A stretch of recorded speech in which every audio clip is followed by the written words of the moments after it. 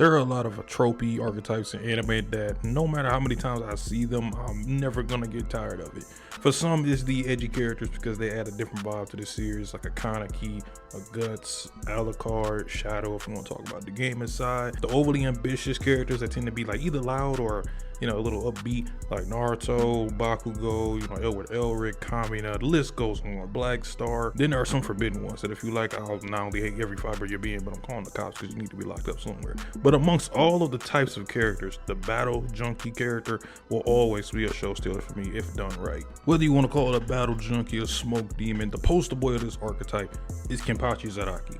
When I first started watching Bleach, I thought Ichigo was going to be my favorite character through the whole way. At this time, I was really resonating with how simple and effective his character was. He just wanted to protect his friends and family from anything that could pose a threat to them. He had a cool design. He got his powers from Rukia. He killed a Hollow in his first fight. Seiya took out his mother. Byakuya came in and then he fought Renji. We know how he got to Soul Society and everything that happened. He gets there, he beats the big dumbass at the door that's guarding it. The gang splits up and Ichigo first finds Ikaku, who also fits this, battle hungry character. A cool halberd type staff at his weapon. He has a solid fight with Ichigo and realizes real quick Ichigo is pretty strong and could get stronger. So him being a loyal vice captain to Captain Kenpachi lets him know he's gonna really enjoy his time with Ichigo. He meets Kenpachi, and I remember Kenpachi's first design, I was like 50-50 on it, not gonna lie, because of how ridiculous it is. But I was watching it in dub at the time. Bleach has a really good dub, but for some characters, it just doesn't really do them justice. So I switched to sub, and everything just really clicked there. That raspy voice the sub voice actor has makes his words sound like they cut deep. His first design had that long pointed hair with the bells on him, so if you heard the bells, you knew who was near. Might as well coin him the boogeyman to Bleach with that. Ichigo couldn't even properly cut this man with his great sword Bankai, because Kenpachi was just that powerful. It was one-sided for the whole fight until Zangetsu came out and gave Ichigo a little spiritual boost with his Zanpakuto. Once he did a little damage, Kenny turned his pressure up, and his Zanpakuto spirit is basically in pain during this. It's chipped and it's reverberating off of Kenpachi's pressure. They clash and cancel each other out. Mind you, Kenpachi doesn't block, he just absorbs the pain and the attacks. No, it doesn't make him stronger like it's some sort of ability. He just gets an adrenaline rush off of it. From there, he was already tied with Ichigo as a top 2 character for me. I just love the focus Kenpachi gets as well throughout the series amongst the Gotei 13, because characters like him typically get casted to the side as like one-offs because most mangaka don't really value characters like him.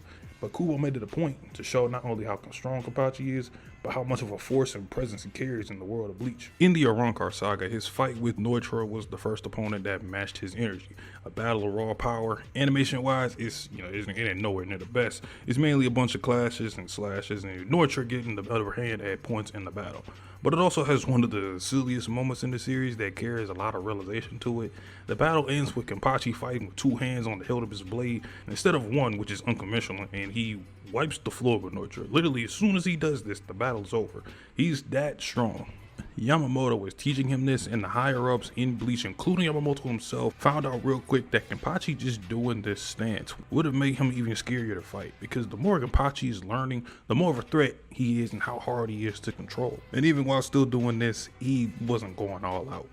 The Fullbringer arc, his fight doesn't even last a minute. They were choosing opponents, and Byakuya told Shukishima, who is noticeably stronger than Gideko. Gideko transforms into this giant green form, and he's talking big shit. How he's gonna do this and that, and he is at full power. Just for Kenpachi to cut this dude so quick. They didn't even show us his movements. It's just a slash across the screen and blood everywhere. Thazia Blood War arc is like heaven if you're a Kenpachi fan. During the war, Yawaka, the king of Quincy's, he had 5 special threats: Ichigo's potential, Ichibe's wisdom, Aizen's spiritual pressure, Kisuke's intellect and innovation, and lastly, Kenpachi's raw strength and power. Kenpachi had a fight with Gremmy, one of the best fights in the whole arc. Gremmy's power is his imagination. Dude can summon anything that he wants. I could have been pulled into a battle. Kenpachi went against a barrage of weapons and anomalies that Gremmy summoned from his imagination. I think the coolest moment is just the barrage of guns aimed at Kenpachi, just because you don't really see shit like that in Bleach. And then, of course, the meteor slash after awakening his Zanpakuto. But he beats him because as the fight continues, Gremmy fears Kenpachi so much, he viewed him as a monster. A monster that he couldn't imagine to beat, which is tough as hell. I didn't even mention the amazing story with him and Unohana, which is really what made him become my favorite character in the series. I mean, he's a peak character, and he's like half of my spiritual animal, to be honest with you. Vinland Saga is a beautiful manga, from the message it conveys to visually and artistically in both the anime and the manga. A tale about a young boy named Thorfinn who wants revenge on Askeladd for killing his father in cold blood in front of him. His rage was so crazy that he was obsessed with killing Askeladd, and it was all that he thought about for years, but he only wanted to kill him in the most honorable way possible, a 1v1 duel. Eventually, once Askeladd dies in his sacrifice towards a brighter future by killing the king, which leads to Canute being anointed the new king, and Thorfinn wondering what's next for him in life. Then we know Vinland Saga has a great shift going from a story of revenge to a story of growth, peace, and discipline.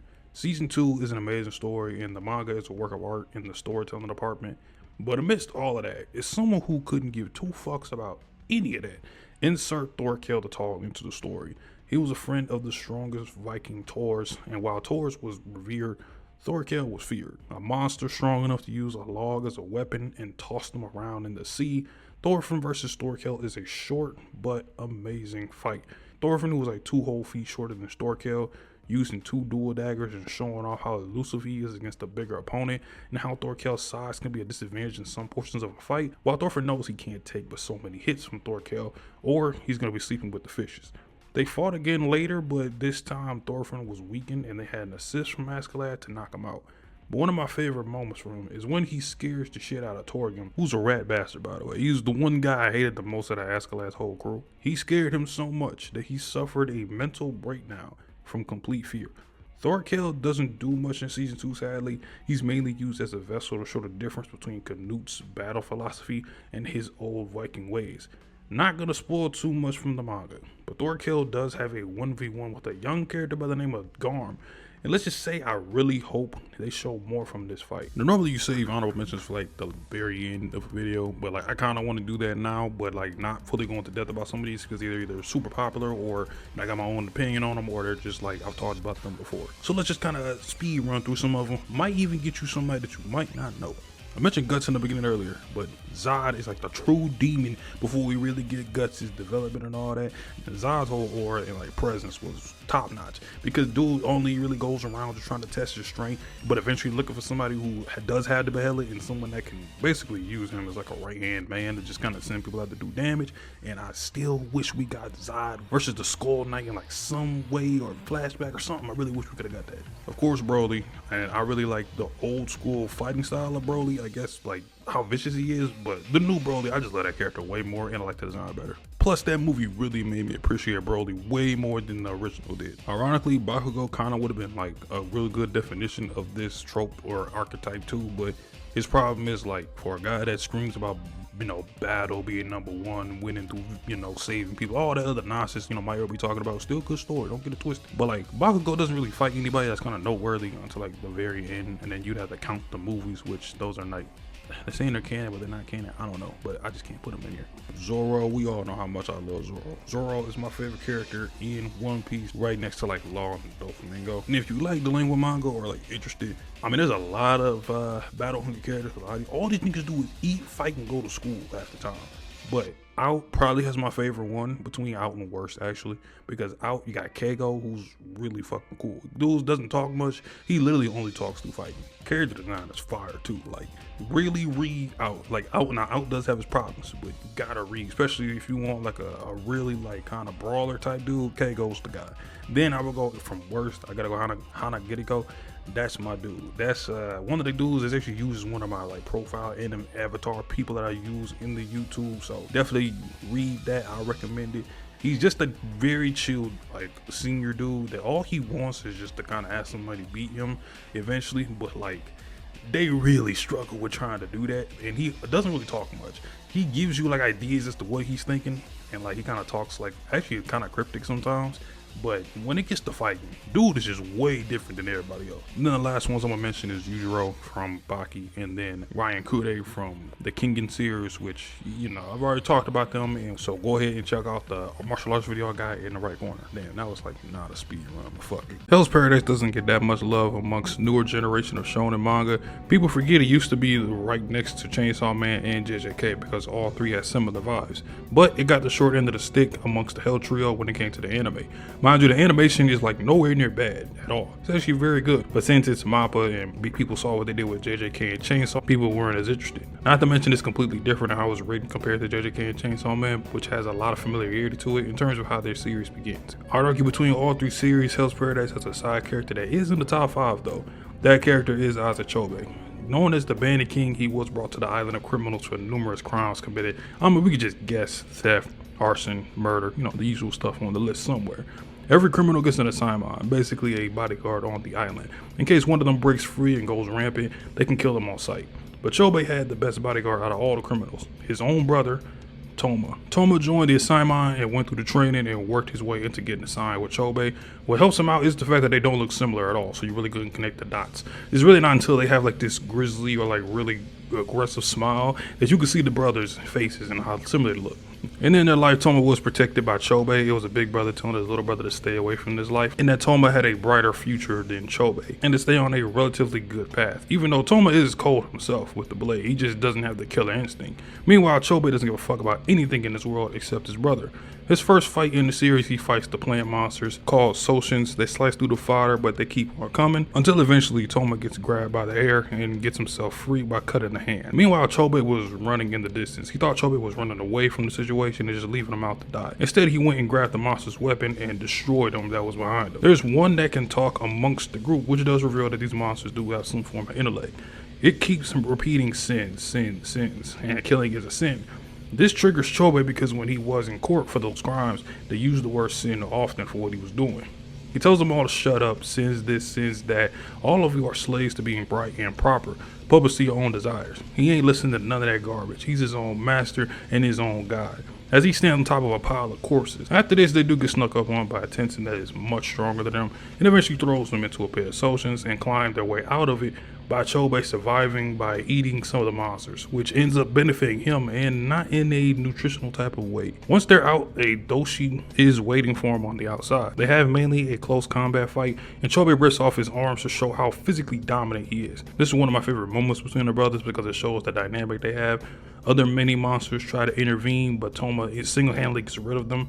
His job is to eliminate the fodder and the sub-villains, leaving Chobe to have the 1v1s against the stronger opponents, the boss battles basically. Chobe doesn't have full control of his Tao yet, which is basically the power system in Hell's Paradise. It's like if you combine Ki and Elemental Matrix like an Avatar, and that's what you got. He gets his throat ripped out and is laid out, but Mr. Doshi, or whatever the fuck his name is, got too comfortable. He gets up and rips out his throat, face parts, I don't know what that is, but he rips something out. The monsters he ate, it helped his Tao naturally evolve and become more stable, and it's growing as he's fighting. Doshi now views Chobe as a threat to the shit just went left when it comes to what he was sent to do, and he must kill him now. That plan didn't amount to nothing because from there on out, Doshi's attacks aren't doing anything, and he's breaking limbs, but Chobe is instantly regenerating.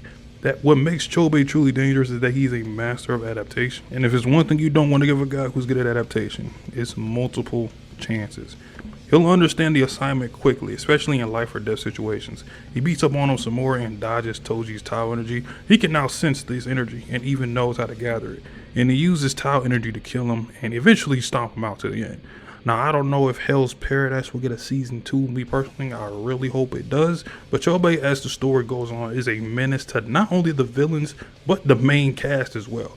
He has a really dope fight with Gabimaru, the main character, as well, as they are the two strongest amongst the criminals. Pure violence, raw energy, he carries it all throughout the manga for himself and his brother. And the thing, his wildest moment in the story is not even a fighting scene. This archetype is just one of my favorites because not only are they just fun to watch or fun to read, but it feels like honestly you could put them in any situation and like there would be no problem, no issue. Especially if like you're in an action anime, you could literally just have this junkie, this crazy, just berserker type character implemented at any point, whether to test the main character, test the villain. They're honestly very useful. It's just rare that some actually get a story put behind them or a really good motive or a theme. So some of those 3 that I really highlighted, like the 3 I just went over, those are the ones I feel like that are just kind of like my favorites out of all the ones. Other ones like Luck too. Luck is a really good one for Black Clover. Black Clover is coming back. I haven't read the manga. I do know about one of the major fights, but I don't know about Luck having anything substantial. But I remember watching the anime. He was one of my favorite members of the Black Bulls. Sukuna's also another one. He's probably the most popular one of the modern age if you want want to classify him as that, but like Sukuna has a lot more depth to him too. That's like just not told to you, you know, kind of just blatantly. But that's like another video I want to do with Sukuna. So didn't want to discuss him too much. But anyways, leave a like and subscribe for more content. I'll let y'all in the next one. Peace. Yeah, Kim Jong, yeah.